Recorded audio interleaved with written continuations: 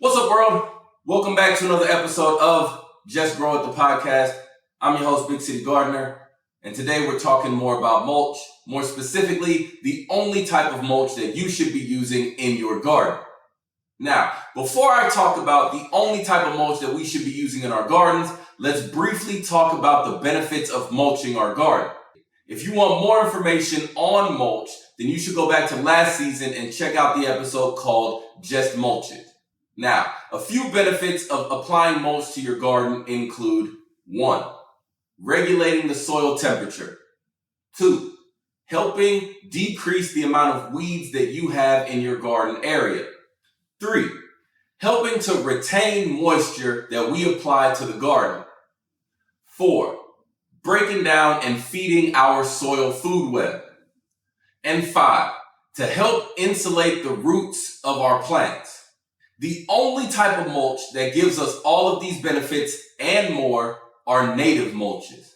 Now, what exactly is a native mulch? Native mulch is mulch that is created from a branch of a living plant that is native to your area. That native part is extremely important, and we'll touch on that a little bit later on. Like I said, native mulches are made from pruned limbs of living trees. So that means that they will contain stems, branches, flowering buds, leaves, and more. That combination of stems, leaves, branches creates the perfect balance between carbon and nitrogen.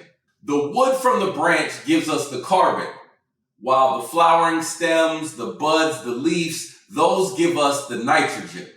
Native mulch is the only mulch that has the perfect combination between carbon and nitrogen. And that relationship between carbon and nitrogen is extremely important.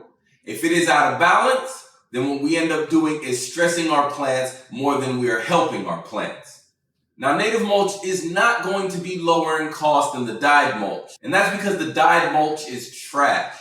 Literally trash. And trash is always cheaper than a higher quality product.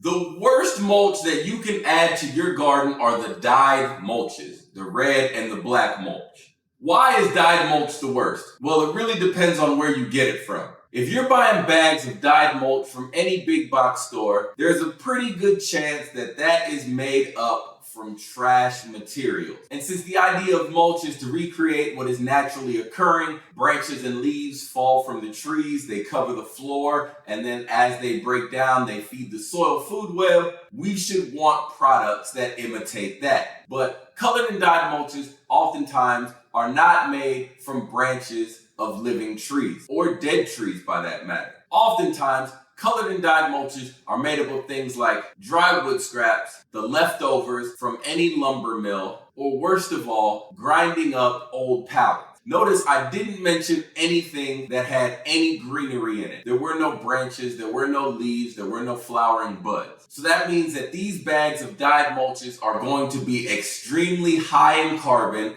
and have little to no nitrogen at all. Why is that a problem? Well, if we apply too much carbon into our garden, that means that there is an imbalance between the carbon and nitrogen. And this imbalance will show up in our garden. The excessive amount of carbon can cause plants to experience all sorts of issues. You'll notice yellowing plants, stunted growth, or plants that always seem to attract diseases. The imbalance between carbon and nitrogen is not the only problem associated with these dyed mulch. It's the actual dye that they use to make this dyed mulch. The dyes contain all sorts of chemicals. Now, when these chemicals come in contact with our soil, they do the opposite of what we actually want mulch to do. They don't feed the soil microbes. They either kill the soil microbes or they inhibit the growth of these soil microbes. Either way, that's not what we're trying to do. The goal is to increase the amount of microbial activity within our soil. Another issue that arises when we use dyed or colored mulch is that since this mulch is often made of wood scraps, when the mulch dries out, it becomes hydrophobic, meaning it repels water. We need the mulch to be able to absorb water so that whenever it rains or whenever we apply water from the top, the water can work its way down through the mulch layer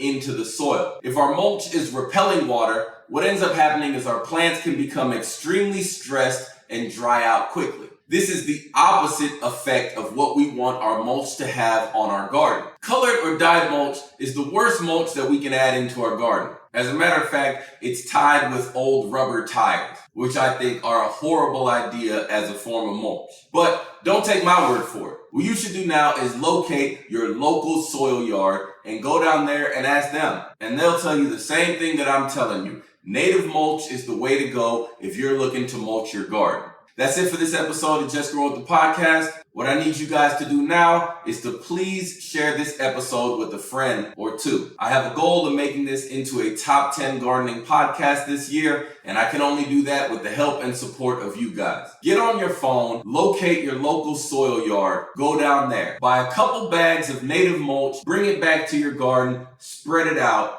and just grow it.